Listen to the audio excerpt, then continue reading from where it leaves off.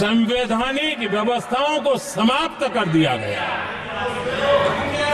देश को जेल खाना बना दिया गया, नागरिकों के अधिकारों को लूट लिया गया, प्रेस की स्वतंत्रता को ताले लगा दिए गए और कांग्रेस के माथे पर जो पाप है ना, वो कभी भी धुलने वाला नहीं है, कभी भी धुलने वाला। यह सिर्फ हिंदुस्तान है, दुनिया में जब जब लोकतंत्र की चर्चा होगी, कांग्रेस के माथे का ये पाप कभी धुलने वाला नहीं है, क्योंकि लोकतंत्र का गला घोंट दिया गया था।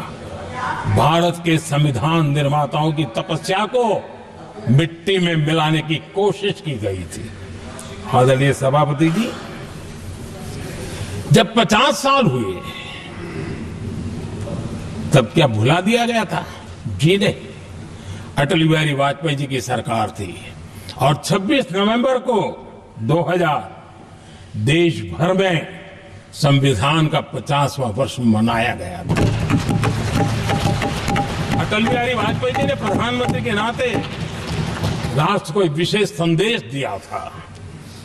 एकता, जनभागीदारी, साझेदारी, उसके महत्व पर बल देते हुए उन्होंने संविधान की भावना को जीने का प्रयास किया था, जनता को जगाने का भी प्रयास किया था। और अध्यक्ष जी, जब देश संविधान का 50 वर्ष मना रहा था और जब 50 वर्ष की पूर्णाहुति हुई, तो ये मेरा भी सौभाग्य था कि मुझे भी संविधान की प्रक्रिया से मुख्यमंत्री बनने का अवसर मिल गया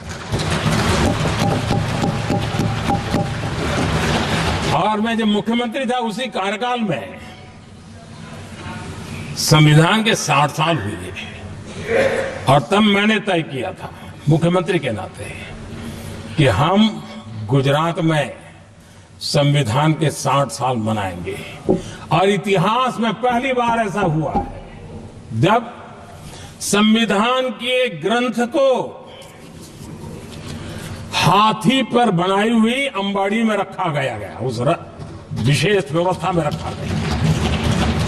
हाथी पर संविधान की यात्रा निकल, संविधान गौरव यात्रा निकाली गई और राज्य का मुख्यमंत्री उस संविधान के नीचे हाथी के बगल में पैदल चल रहा था और देश को संविधान का महत्व समझाने का सांकेतिक प्रयास कर रहा था। ये सौभाग्य भी मुझे प्राप्त हुआ था, क्योंकि हमारे लिए संविधान का महत्व क्या है। और आज 75 साल हुए, हमें अवसर मिला। और मुझे याद है जब मैंने लोकसभा के पुराने सदन के अंदर जब 26 नवंबर को संविधान दिवस मनाने की बात कही थी, तब एक वरिष्ठ नेता ने सामने से आवाज उठाई थी कि 26 जनवरी तो है, 26 नवंबर की क्या जरूरत है। क्या भावना घर कर गई थी, ये बहुत पुरानी बात रही है। इसी सदन में मेरे सामने हुआ था। लेकिन आदरणीय सभापति जी, मेरे लिए खुशी की बात है कि इस विशेष सत्र में अच्छा होता, संविधान की शक्ति, संविधान की विविधताओं पर चर्चा होती, नई पीढ़ी को काम आता। लेकिन हर एक की अपनी अपनी मजबूरियां होती है, हर कोई अपना दुख किसी न किसी रूप में प्रकट करता रहता है। कईयों ने अपनी विफलताओं का दुख प्रकट किया है। अच्छा होता दलगत भावनाओं से उठ करके देश हित में संविधान की चर्चा हुई होती, तो समृद्धि मिलती।